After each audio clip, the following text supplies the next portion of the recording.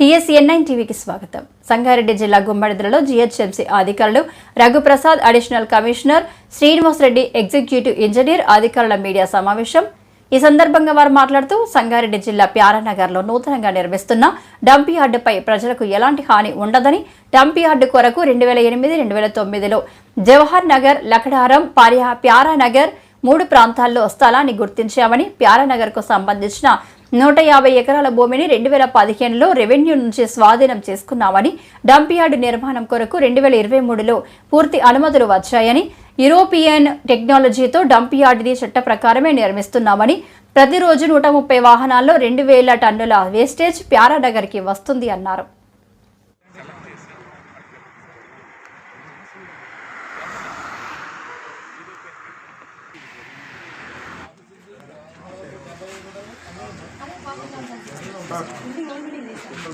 అందరికీ నమస్కారం. ఈరోజు ఇక్కడ ప్యారానగర్లో స్టార్ట్ అయింది వర్క్. ఇది ఏంటంటే ఈ రిసోర్స్ సెంటర్ అన్నట్టు, అంటే ఫెసిలిటేషన్ సెంటర్గా ఇది యూరోపియన్ టెక్నాలజీ తోటి ఇక్కడ స్టార్ట్ అయింది. ఇక్కడంతా కూడా మనకి వేస్ట్ని క్లోజ్డ్ సర్క్యూట్లో, అంటే ఏ విధమైనటువంటి స్మెల్ కానీ, ఏ విధమైనటువంటి పొల్యూషన్ కానీ ఏమీ లేకుండా క్లియర్గా లేటెస్ట్ టెక్నాలజీ, యూరోపియన్ టెక్నాలజీ తోటి చేయబోతున్నటువంటి ఈ కార్యక్రమం. మీ అందరికీ తెలుసు, చెత్త అనేది మన నిరంతర సమస్య. దానికి ఏదో ఒక సమస్య పరిష్కారం మాత్రం కావాల్సిన అవసరం ఉంది. జనరల్గా ప్రతి వాళ్ళకి చెత్తకుండి అవసరమే, కానీ చెత్తకుండి వాళ్ళ ఇంటి దగ్గర ఉండొద్దు అనేది మామూలు యాటిట్యూడ్ ప్రతి మనిషి. కరెంటు ప్రతి వాళ్ళకి కావాలి, కానీ కరెంటు ట్రాన్స్ఫార్మర్ ఇంటి దగ్గర వద్దు అనేటువంటి ప్రతి మనిషికి ఉన్నటువంటి యాటిట్యూడ్. బట్ ఏదో ఒక సమస్య పరిష్కారం అయితే కావాలి. దానికి అనుగుణంగా ప్రభుత్వం తీసుకున్నటువంటి నిర్ణయం మేరకు ఇక్కడ ఈ ఏర్పాటు చేయడం జరిగింది. ఇది ఏంటంటే ఇప్పుడు స్టార్ట్ అయింది కాదు. యాక్చువల్గా దీన్ని కనుక చూస్తే 2015 అక్టోబర్ 31వ తారీఖు నాడు ఈ పంచనామా చేసి ఈ ప్యారానగర్ సైట్ని మనకి అలాట్ చేయడం జరిగింది. అప్పటి నుంచి రకరకాల పర్మిషన్స్ కోసం లేట్ అవుతూ వస్తూ ఉంది. దీంట్లో ఏంటంటే ఫారెస్ట్ క్లియరెన్స్ కావాలి, ఎన్విరాన్మెంట్ క్లియరెన్స్ కావాలి, ఇక అనేక పర్మిషన్స్ దీంట్లో ముడిపడి ఉన్నాయి. ఈ పర్మిషన్స్ అన్నీ ఒక్కొక్కటి చేసుకునేటప్పటికీ 2015లో స్టార్ట్ అయినటువంటి ప్రాసెస్ ఇప్పటికి కానీ పూర్తి పర్మిషన్స్ మనకి రాలేదు. ఇక్కడ 31/10/2015లో ఈ సైట్ అలాట్మెంటు, పంచనామా, సైట్ హ్యాండ్ ఓవరు అన్నీ పూర్తయిపోయాయి. తర్వాత ఇది అయిపోయిన తర్వాత next step forest land acquisition process start అయింది. దాంట్లో స్టేజ్ 1 ఫారెస్ట్ క్లియరెన్స్కి సంబంధించి 5/5/2022 నాడు ఫస్ట్ స్టేజ్ అప్రూవల్ మనకు వచ్చింది. ఆ తర్వాత 6/2/2023 నాడు సెకండ్ స్టేజ్ అప్రూవల్ వచ్చింది. తర్వాత second stage approval government of India నుంచి వచ్చేటప్పటికి ఏప్రిల్ 28, 2023 పట్టింది. ఆ తర్వాత స్టేజ్ 2 ఇది కూడా లోకల్గా మన గవర్నమెంట్ ఆఫ్ తెలంగాణ నుంచి వచ్చేటప్పటికి ఆగస్టు 1, 2023 అయింది. అల్టిమేట్గా ఫిబ్రవరి 6వ తారీఖు 2023కి టోటల్ పర్మిషన్స్ అన్నీ పూర్తయిపోయినాయి. సో ఇదంతా కూడా ఇది ప్యారానగర్ యొక్క హిస్టరీ అన్నట్టు. సో ఇక్కడ జరుగుతున్న టెక్నికల్ ఇష్యూస్, అసలు సైట్ ఏ విధంగా డెవలప్ చేయబోతున్నారు, ఎలా ఉంటుంది, ఈ టెక్నికల్ ఆస్పెక్ట్స్ అన్నీ కూడా మా ఇంజనీరు ఇక్కడ మీకు డీటెయిల్స్గా ఎక్స్ప్లెయిన్ చేస్తారు, ఎలాంగ్ విత్ ఫొటోస్ అవన్నీ కూడా. నమస్కారం మీడియా మిత్రులకు.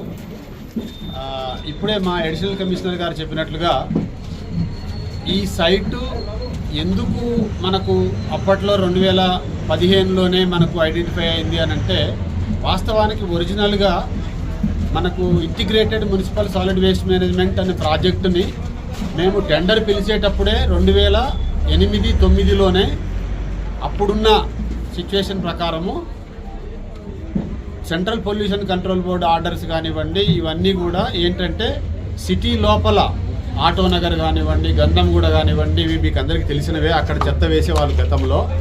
సిటీ పెరిగిపోయి ఇదైంది కాబట్టి ప్రజలకు ఇబ్బంది కాకూడదని సిటీ బయటికి తరలించమని సిటీకి 4 వైపులా ప్రాసెసింగ్ ఫెసిలిటీస్ ఎస్టాబ్లిష్ చేయమని మనకు ఒక pollution control board, central pollution control board నుంచి మనకి డైరెక్షన్స్ ఉన్నాయి.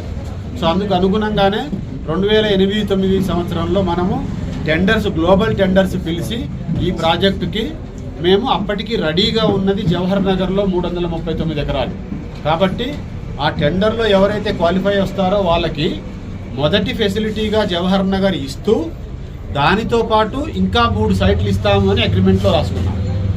ఆ ఇంకా 2 సైట్లు అన్న దాంట్లో ప్యారానగరు, తర్వాత లక్డారము 2 పేర్లు అందులో ప్రస్తావించబడ్డాయి. అంటే 2009 అగ్రిమెంట్లోనే జవహర్ నగరు, ప్యారానగరు, లక్డారము 3 సైట్ల పేర్లు ప్రస్తావించబడ్డాయి. ఇంకొక సైటు చౌటుప్పల వైపు అని అన్నారు. ఫలానా ప్లేసు, ఫలానా సర్వే నెంబర్ అనలేదు, కానీ చౌటుప్పల వైపు అని ఇంకోటి అన్నారు. సో జవహర్ నగర్ అయిన తర్వాత ప్యారానగర్ దానికి, లక్డారం దానికి చేసే ప్రయత్నంలో భాగంగా డిఫరెంట్ సంవత్సరాలలో డిఫరెంట్గా ప్రాసెస్ జరిగినాయి. అయితే ప్యారానగర్ విషయానికి వచ్చేసరికి ల్యాండ్ రెవెన్యూ వాళ్ళ పొజిషన్లో ఉంది. బికాజ్ అది గ్యాప్ ల్యాండ్, ఫారెస్ట్ ఏరియాకి రైతుల భూములకి మధ్యలో ఉన్న గ్యాప్ ల్యాండ్. సో వాళ్ళ పొజిషన్లో ఉంది కాబట్టి ఈజీగా మనకి పంచనామా చేసి పొజిషన్ ఇచ్చారు. అయితే వీళ్ళు 2009కి 2014కి మధ్యలో మరి ఎందుకు జరగలేదు ఈ ప్రాసెస్ అంటే, అప్పుడు తెలంగాణ ఉద్యమం పీక్లో ఉంది కాబట్టి ఆ టైంలో అప్పటి గవర్నమెంట్ ఈ విషయాన్ని క్లియర్ చేయలేకపోయింది. సో ఆ విధంగా చూస్తే మనకు 2015లో ఈ సైట్ మనకి హ్యాండ్ ఓవర్ అయిన తర్వాత నుంచి అన్ని రకరకాల సందర్భాల్లో రకరకాల ప్రయత్నాలు జరిగాయి. బట్ మనకి అప్రోచ్ రోడ్డే లేదు కాబట్టి, ఫారెస్ట్ ల్యాండ్ ఎక్వైర్ చేసుకొని అప్రోచ్ రోడ్డు వేయకుండా మనం లోపల కన్స్ట్రక్షన్ చేయలేం. కాబట్టి మీకు అందరికీ తెలిసిందే, ఒక ఫారెస్ట్ ల్యాండ్ని ఏదైనా పర్పస్లో, ఈవెన్ గవర్నమెంట్ పర్పస్లో అయినా ఏదైనా ప్రాజెక్టు కట్టాలన్నా కూడా హ్యాండ్ ఓవర్ చేసుకోవాలంటే చాలా ప్రాసెస్ ఉంటుంది. అందువల్ల మనకు లేట్ అయ్యి 2015 నుంచి 2022 దాకా అంత టైం పట్టింది. సో 22-23లో మనకి ఎప్పుడైతే ఫారెస్ట్ క్లియరెన్స్ వచ్చిందో సైమల్టేనియస్గా మనకు స్టేట్ పొల్యూషన్ కంట్రోల్ బోర్డు నుంచి మనకు కూడా వచ్చింది.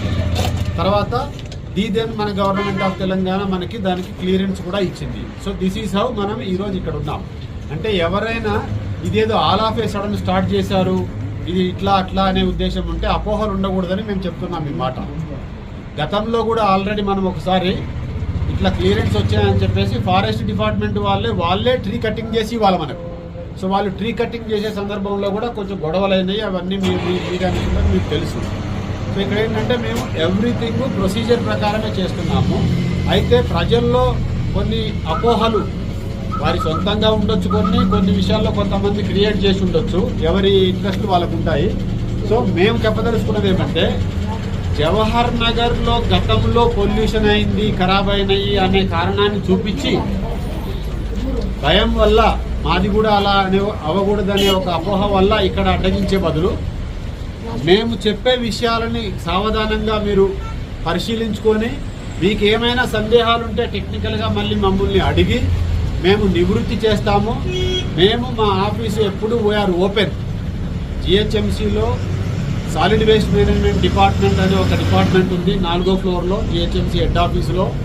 ఎవరైనా వచ్చి చర్చించినా, మాకు వాట్సాప్ చేసినా, లేకపోతే మాకు మెయిల్ పెట్టినా, లేదా ఇట్లానే ఏదన్నా ఒకసారి నివృత్తి చేయడానికి రమ్మని ఎవరన్నా పిలిచినా మేము టెక్నికల్గా విషయాలన్నీ చెప్పడానికి సిద్ధము. సో దీంట్లో ముఖ్యంగా నేను చెప్పదలుచుకున్నది ఏంటంటే, 2012లో జవహర్ నగర్లో ఆ ప్రాజెక్ట్ స్టార్ట్ అయ్యే నాటికి ఉన్న టెక్నాలజీ వేరు.